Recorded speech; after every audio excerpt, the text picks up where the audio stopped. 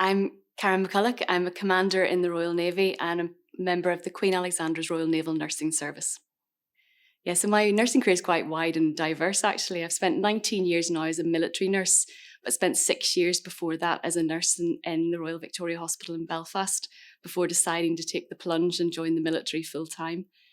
I found myself being in charge of the field hospital out in Camp Bastion in Afghanistan and being in charge of the intensive care unit out there. And that was all because they sort of grow you to that stage where you're almost ready to be leading the way in that environment. Since then, it's sort of more the command and leadership experience. I found myself recently being in charge of the UN Role 2 Field Hospital out in South Sudan. I've also been the commanding officer in charge of the Joint Hospital Group, which is down in Portsmouth.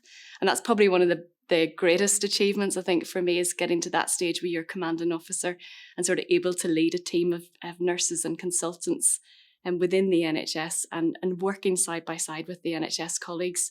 The challenges of naval nursing are very much the same as what you'd find in the NHS, except they're compounded slightly. As you can imagine, a maritime environment is a ship.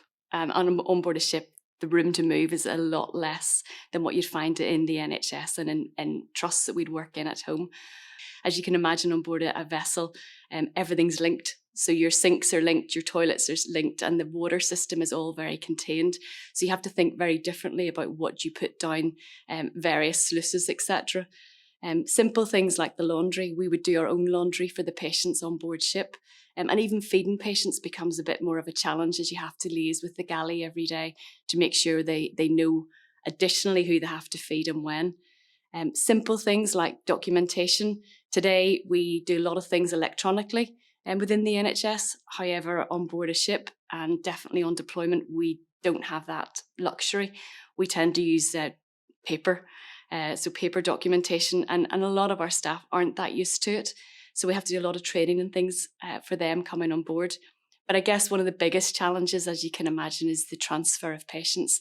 So moving patients throughout the NHS trusts from ward to ward or even hospital to hospital is a coordinated event, but maybe not quite as challenging as what it is at sea when you have to think about how you would transfer a patient onto or off a platform. So that's probably one of our greatest challenges.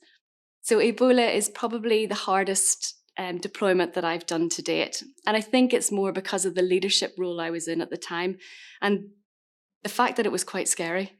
So Ebola as a disease is very infectious, especially when it comes to body fluids.